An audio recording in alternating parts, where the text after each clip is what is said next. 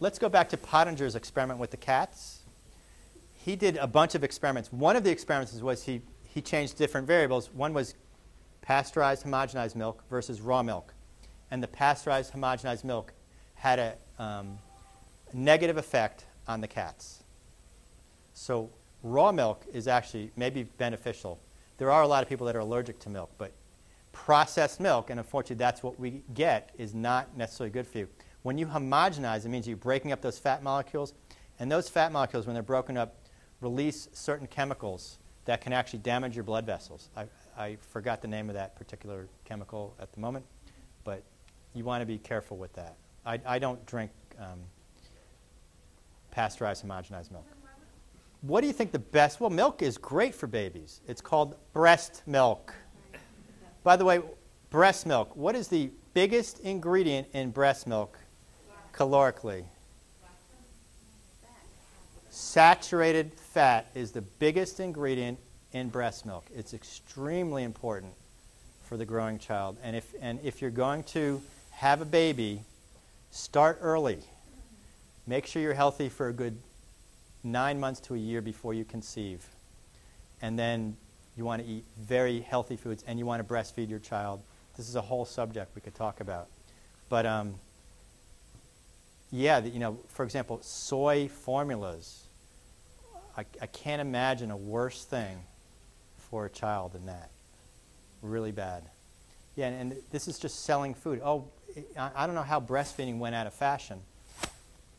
And there are certain people that are even convinced that the stuff that comes out of a can or a bottle could be better than what you're making out of your body. Now, obviously, if you want to be a healthy woman and make healthy milk and be able to produce that particular product.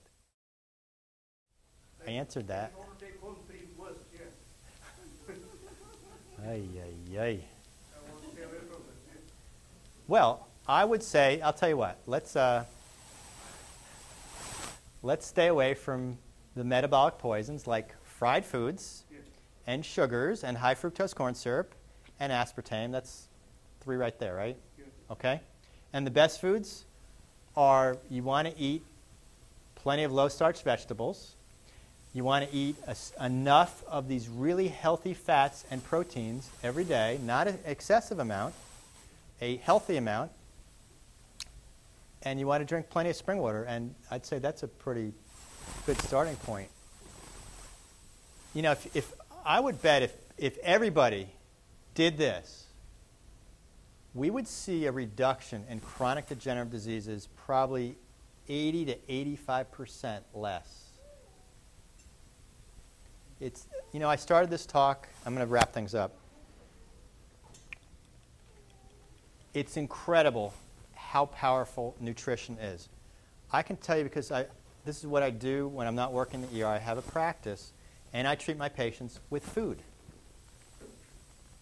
And it just sometimes amazes me how people can change so quickly, improve so much with problems, whether it's high blood pressure or diabetes or heart disease or bowel problems or insomnia or whatever. A lot of these symptoms, when they clean up their diets and balance out their metabolisms, their symptoms improve tremendously, sometimes completely, almost always at least a little bit.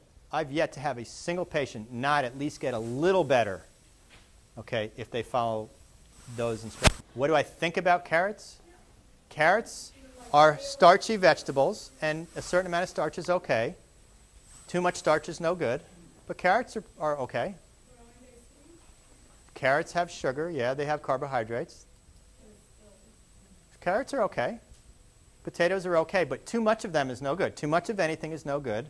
That's part of the Goldilocks principle again. A lot of people, I have so many patients that they're eating constantly around the clock, but the problem is everything they're eating is low fat and high carb, and so they're always hungry. They're putting newspaper on their metabolic fire, and they keep feeding it all. They need to put a log on the fire. So if you do walk out of here with one thing, put a log on the fire. Every time you eat, put a log on your metabolic fire. You won't be as hungry.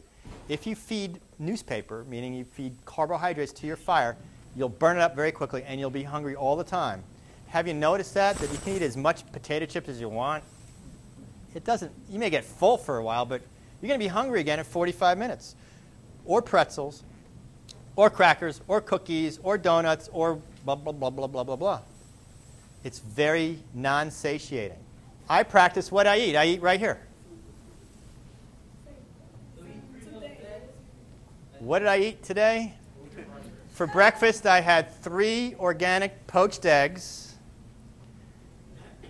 a little on the soft side, with some cheese, a couple slices of cheese, and I had organic Raisin Bran that had no high fructose corn syrup, no added vitamins, with a little goat's milk.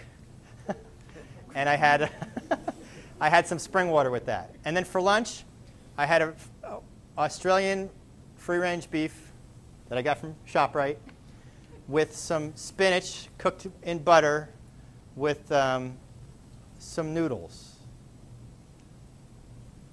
And for dinner, I ate over here at the Mussel Grill.